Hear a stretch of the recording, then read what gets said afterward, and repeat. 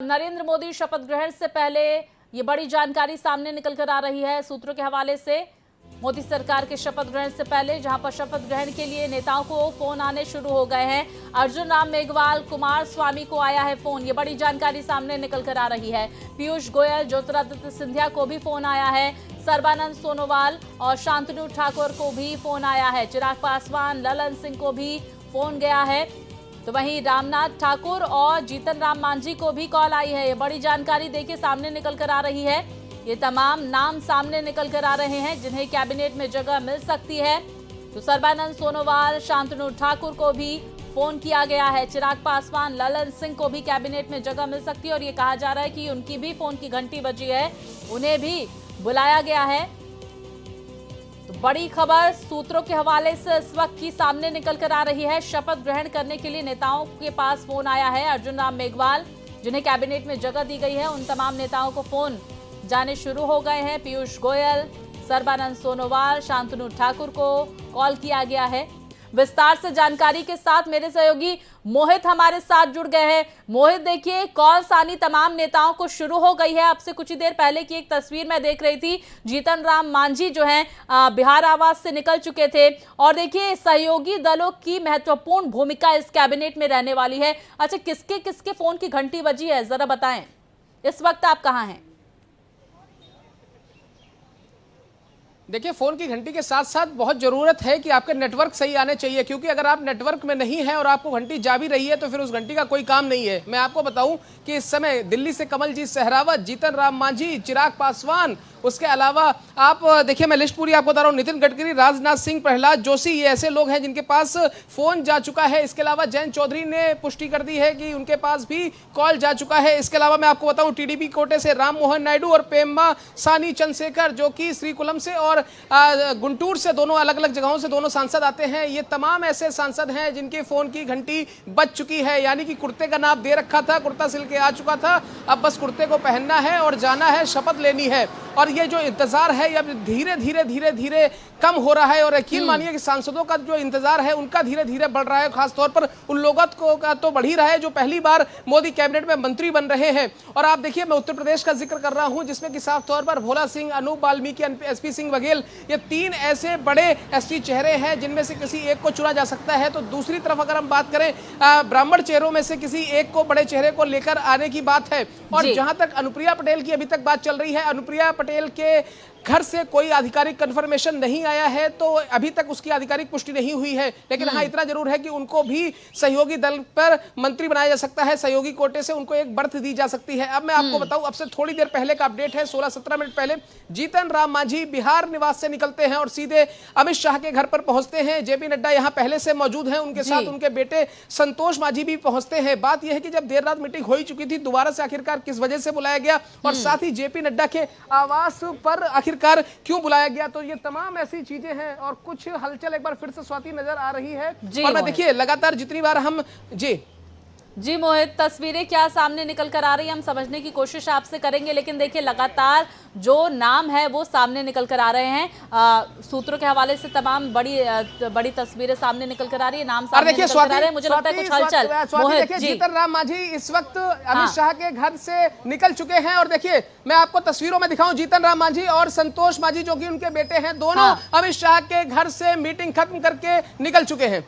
बिल्कुल, देखिए बड़ी खबर, उनके बेटे संतोष और जीतन राम मांझी निकल चुके हैं अमित शाह के घर से। मेरे सहयोगी मोहित लगातार अपडेट पहुंचा रहे हैं। मोहित, देखिए जिन नामों का आप जिक्र कर रहे हैं और इस बात को हम समझने की लगातार कोशिश करेंगे कि कौन से राज्य का दबदबा देखा जा सकता है कैबिनेट में, क्योंकि उत्तर प्रदेश की स्थिति हमने देखी, बीजेपी की निराशाजनक परफॉर्मेंस वहां पर देखी गई, जहां पर ये कहा जा रहा है कि अब वहां कैबिनेट के मंत्रियों की संख्या जो है उत्तर प्रदेश में बहुत ज्यादा चेहरों को शामिल नहीं किया जाएगा। लेकिन सहयोगी दल जो कहें, जिस बात का आप जिक्र कर रहे हैं, अनुप्रिया पटेल हो गए, जयंत चौधरी हो गए, इनकी हिस्सेदारी देखी जा सकती है। दूसरी तरफ हम आंध्र प्रदेश का भी जिक्र करेंगे, टीडीपी कोटे से 2 मंत्री, एक कैबिनेट मंत्री और एक राज्य मंत्री। और यह भी कहा जा रहा है कि जनसेना से पवन कल्याण को भी यहां पर कॉल गई है मंत्री पद के लिए।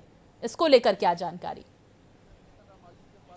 बिल्कुल, मैं आपको बताना चाहूंगा कि जब 2019 में नतीजे आए थे और बीजेपी ने सहयोगी दल को मिलाकर 64 सीटें जीती थी, तो उस वक्त उत्तर प्रदेश सूबे से 13 मंत्री बनाए गए थे। तो इस बार उनकी संख्या थोड़ी सी कम हो सकती है, क्योंकि आप समझिए कि लगभग आधे से कुछ ही ज्यादा यहां पर मंत्री लगभग नियर अबाउट उसके हम कह सकते हैं, क्योंकि बीजेपी का उतना अच्छा प्रदर्शन रहा नहीं। 33 सीटें अपने बल पर जीतना ये कहीं ना कहीं निराशाजनक प्रदर्शन है, और कई सारी ऐसी सीटें हैं जो बीजेपी काफी कम मार्जिन से जीती है, चाहे वो उसमें हम फर्रुखाबाद की बात करें, चाहे उसमें हम कानपुर की बात करें, चाहे हम मिश्रिक की बात करें। मिश्रिक एक ऐसी सीट है जिस पर लगातार फाइट चलती रही और कहीं ना कहीं सीट सिलेक्शन में भी हल्की सी गड़बड़ी हुई। देखो, जब टिकट स्वाति दिया जाता है तो उस वक्त हर चीजों का, हर पहलू का, हर कास्ट समीकरण का ध्यान रखा जाता है। तो यही वजह है कि चाहे वो मिश्रिक हो, चाहे वो दूसरी सीटें हो, वहां पर टिकट के सिलेक्शन में थोड़ी सी गड़बड़ी हुई, जिसका खामियाजा महज मिश्रिक में ही नहीं, उत्तर प्रदेश में कई सीटों पर बीजेपी को भुगतना पड़ा है। यही वजह है कि अब बीजेपी बड़ा ध्यान रख रही है, जिसने अपने बल पर सीटें निकालकर दिखाई हैं, चाहे वो भोला सिंह हो, चाहे वो अनूप वाल्मीकि हो, ऐसे चेहरों को, या फिर महेश शर्मा हो, ऐसे चेहरों को। क्या लगता है, बिहार की बड़ी हिस्सेदारी कैबिनेट में देखी जा सकती है, और साथ ही साथ मध्य प्रदेश की, जहां पर बड़ी जीत बीजेपी ने हासिल की है, क्लीन स्वीप, सबसे ज्यादा सीटें मध्य प्रदेश में 29 सीटें, अगर उन राज्यों का हम जिक्र करें जहां पर क्लीन स्वीप करती है बीजेपी।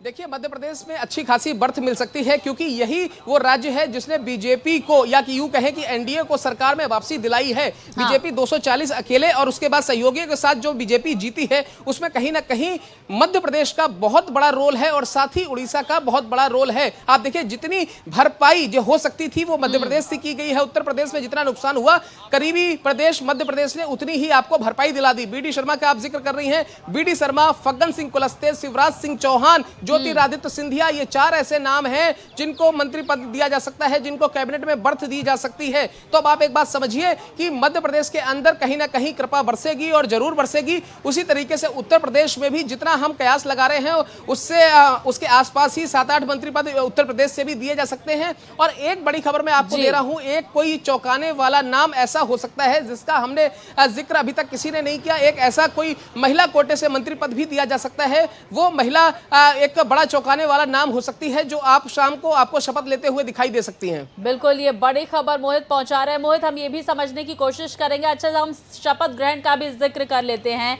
शपथ ग्रहण को लेकर क्या कुछ खास रहने वाला है आज, क्योंकि देखिए तमाम राज्यों के राष्ट्राध्यक्षों का पहुंचना शुरू कर दिया गया है। कल से लगातार तस्वीरें, पहले बांग्लादेश की प्रधानमंत्री शेख हसीना वहां पर पहुंची, साथ ही सेशल्स के उपराष्ट्रपति पहुंचे। अभी हमने कुछ देर पहले की तस्वीरें दिखाई मोहम्मद मोइज़ो की, मालदीव के राष्ट्रपति। क्या मैसेज देने की कोशिश मालदीव और भारत की तरफ से की जाएगी, साथ ही कौन कौन दिल्ली पहुंच चुका है, कौन कौन आना बाकी है? देखिए, आपने शेख हसीना की बात की, वो भी लैंड कर चुके हैं। तो आप देखिए, 2 राष्ट्रपति, 1 उपराष्ट्रपति, 4 प्रधानमंत्री, ऐसे जो दिग्गज नेता हैं, वो प्रधानमंत्री नरेंद्र मोदी के जिस तरीके से मालदीव और लक्षद्वीप को लेकर झगड़ा हुआ, कहीं ना कहीं उसको लेकर अब मैं जिक्र करना चाहूंगा। और यकीनन अगर चाहें तो अब मालदीव के राष्ट्रपति, उनको अगर अच्छा लगे तो वो भी लक्षद्वीप का जाके दौरा कर सकते हैं। आखिर इंडिया में आप आए हैं, शपथ ग्रहण समारोह के बाद आप भी लक्षद्वीप का दौरा कर सकते हैं। और यही वो वजह है, और भारत तो खुल के, मेरा मानना है कि भारत को इन्वाइट भी उनको करना चाहिए कि आप जाइए लक्षद्वीप देख के आइए। और पिछले दिनों इन्हीं चीजों को लेकर विवाद भी हुआ था भारत के साथ, और यही वजह है कि अब आप देखिए कहीं ना कहीं उसके बाद मालदीव हमने देखा कि वो बैकफुट पर नजर आया। और आप देखिए, हालांकि वो पुरानी अतीत की बातें हैं, उनको भुला दिया गया दोनों देशों की तरफ से, लेकिन इतना जरूर है कि जब हमने किसी मेहमान को मेहमान नवाजी के लिए बुलाया हुआ है, हम मेहमान के साथ हम आज मेजबान हैं, तो हमें दिल खोल के उनका स्वागत करना है। और भारत तो हमेशा से ऐसा देश रहा है जिसने अपने अतिथि को, अपने मेहमान को पूरा सम्मान दिया है, चाहे वो फुर क्यों ना हो।